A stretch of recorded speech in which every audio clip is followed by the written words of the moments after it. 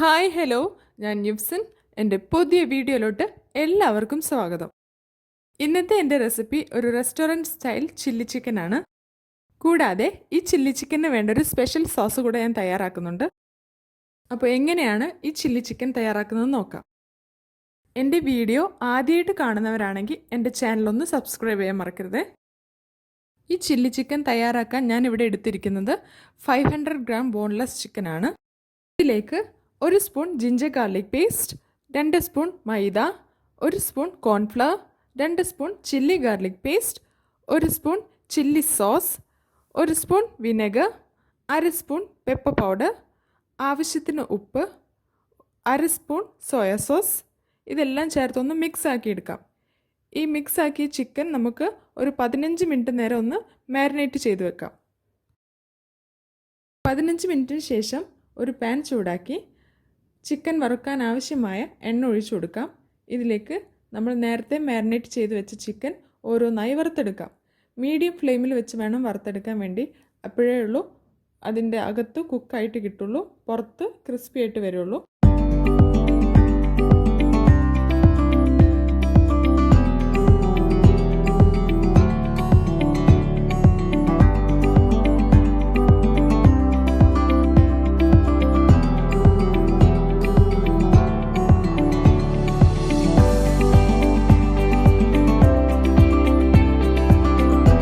ഇനി ചില്ലി ചിക്കന് വേണ്ട സോസ് തയ്യാറാക്കിയെടുക്കാം.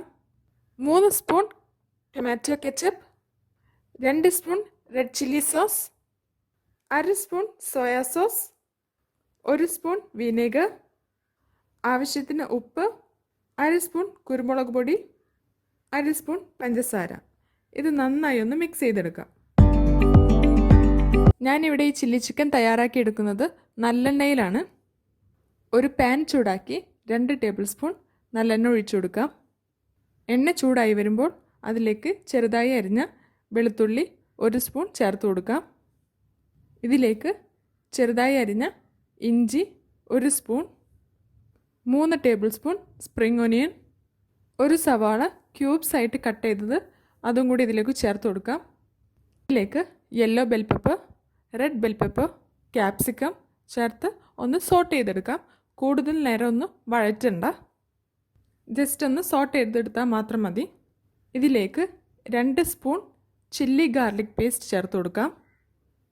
ഇതിന് ശേഷം ഞാൻ നേരത്തെ തയ്യാറാക്കിയ സോസ് ഇതിലോട്ട് ചേർത്ത് കൊടുക്കാം. ഇതെല്ലാം ചേർത്ത് നന്നായി ഒന്ന് മിക്സ് ചെയ്തെടുത്തതിന് ശേഷം നേരത്തെ ഫ്രൈ ചെയ്ത് വെച്ച ചിക്കൻ ഇതിലോട്ട് ഇട്ട് കൊടുക്കാം. നന്നായി ഒന്ന് മിക്സ് ആക്കിയതിന് ശേഷം ഒരു 5 മിനിറ്റ് ഒന്ന് അടച്ചു വെച്ച് വേവിക്കാം.